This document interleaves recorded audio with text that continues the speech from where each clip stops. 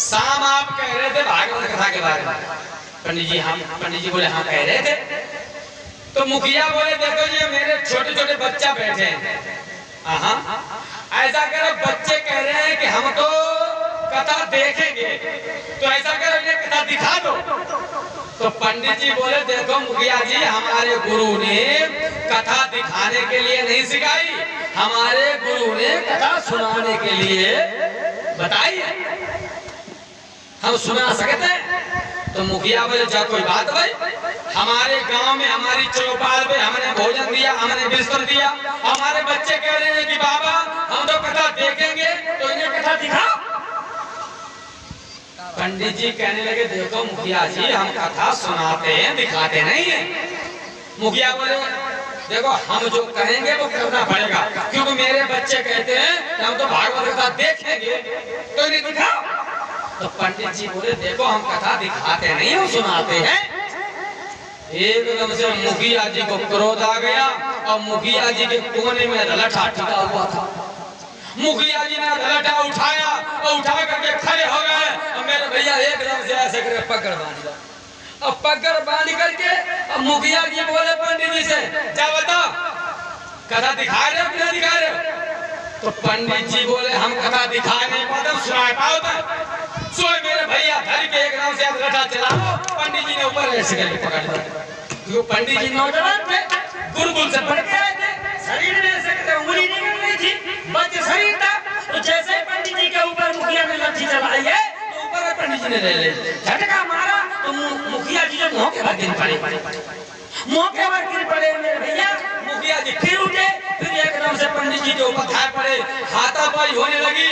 मुखिया जी को पंडित जी ने जैसे धक्का दिया है तो पीछे गिर जाते थे। मुखिया जी फिर उठे, फिर पंडित जी से भिड़ गए। अब पंडित जी नौजवान मुखिया जी को उठाया अपने बराबर पटक दिया सीना पे रख गए। तो मोहल्ला के लोग सब इकट्ठे हुई गए, बोले चौका हुई ना, सब लोग हाथ जोड़े खड़े हुए भागवत कथा हो, भागवत कथा हो। अब मेरे भैया मुखिया जी के सीना पे बैठे हैं पंडित जी, मार थप्पड़ मार घूसन मार थप्पड़। अब गांव के लोग आओ भैया के चौका हुई हो, तो वहां के पहले जो लोग खड़े थे वे बोले भागवत कथा हो, भागवत कथा। अब मेरे भैया सब खड़े ओम भगवते वासुदेवाय नमः, ओम भगवते वासुदेवाय नमः, ओम भगवते वासुदेवाय नमः, ओम भगवते वासुदेवाय नमः। अब मेरे भैया पंडित जी ने मारते मारते मारते मारते मुखिया जी बेहोश कर दिए, बेहोश कर दिया। पंडित जी ने पोथी उठाई चल पड़े। लोगों ने देखा मुखिया जी बेहोश है, चल लिया, मुंह में छींटा मारा, मुंह में डाला, मुखिया जी को होश आया। गांव के लोग कहने लगे मुखिया जी हम तो भगवान से प्रार्थना कर रहे हैं कि जब तक ये गांव रहे तब तक तुम ही मुखिया रहो, क्योंकि जब से गांव बसा है तब से भागवत कथा नहीं होने देगी। आज हमने देखी भागवत कथा ऐसे होती है।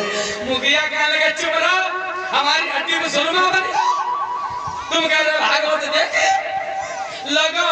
आजकल समाज में कथा देखने वाले ज्यादा, सुनने वाले बहुत कम है। सुनने से कल्याण होता है, सुनने से ज्ञान मिलता है। ऋषियों ने नियम बताए, नियम लोगों नियम क्या है मालूम? धर्म के 10 नियम है, 10। यहाँ पे इतने लोग बैठे हुए हैं, धर्म के 10 नियम पता है? किसको पता है? नहीं पता है, पता तो है पर याद नहीं होंगे। धर्म के 10 नियम है धृति क्षमा दमो अस्ते शौच निग्रह धी विद्या सत्यम क्रोधम दशकम धर्म लक्षण बताया है। धर्म के 10 लक्षण है। पहला लक्षण है, पहला नियम है धृति, धैर्य रखना, धैर्य रखना। कितना भी दुख हो जाए धैर्य रखो, कितना अपमान हो जाए धैर्य रखो। बेटा तेरी मशीनें काम नहीं कर रही है, करंट सर्विस कितना भी दुख आ जाए धैर्य रखो। ये धर्म का पहला नियम है, पहला लक्षण है। फिर क्या कहा? धृति क्षमा। धर्म का दूसरा नियम क्षमा है, अर्थात ऐसे 10 नियम हैं। सबसे बाद में कहा है क्या कहा है? क्रोधम, क्रोध नहीं करना चाहिए। और लोगों जो क्रोध करता है वो धर्म पे नहीं चल पाता है, वो अधर्म करता है। और अधर्म के 8 लक्षण हैं, अधर्म के 8 लक्षण हैं। चरकिन खेती, मीड़ पे कुआं, कम है लागन, वेद कल कैसे हुआ? पीनी शराब, खाए पुआ, राखी रंडी, खेला जुआ। ये अधर्म के 8 लक्षण हैं। जो अधर्म के 8 लक्षण अपनाता है उसका सर्वनाश होता है। तो इन 8 लक्षणों को इन 8 लक्षणों को रावण ने अपनाया तो उसकी सोने की लंका चली गई। इन 8 लक्षणों को दुर्योधन ने अपनाया तो लोगों आज जंगा को तोड़े हुए रो रहा है। इसीलिए कोई कभी नहीं बनाया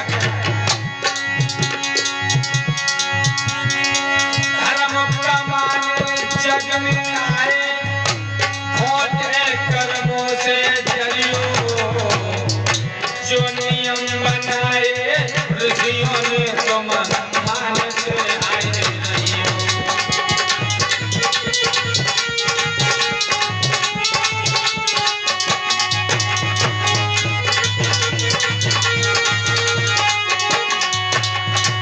लोग बताया है कि जो अधर्म पे चलता है उनकी ऐसी दशा होती है, कैसी दुर्योधन की जान टूटी हुई है, रो रहा है। उसी समय दुर्योधन के पास में द्रोणी पुत्र अश्वत्थामा आ जाता है। जब द्रोणी आ जाता है तो कहने लगा, महाराज क्यों रो रहे हो, हम आपके साथ हैं। दुर्योधन कहने लगा, अरे द्रोणी तुम हमारे साथ नहीं हो, तुम तो वैसे ही गाल बजा रहे हो। यदि तुम मेरे साथ हो तो मैं जो कहूँ उसको कर करके दिखाओ। एकदम से द्रोणी कहने लगा, महाराज आप आदेश करें, क्या चाहते हो? दुर्योधन कहने लगा, हम चाहते हैं पांडवों के सिर, बोलो हमें ला करके दे सकते हो। एकदम से अश्वत्थामा कहने लगा, यदि मैं सच्चा द्रोणी पुत्र हूँ तो मैं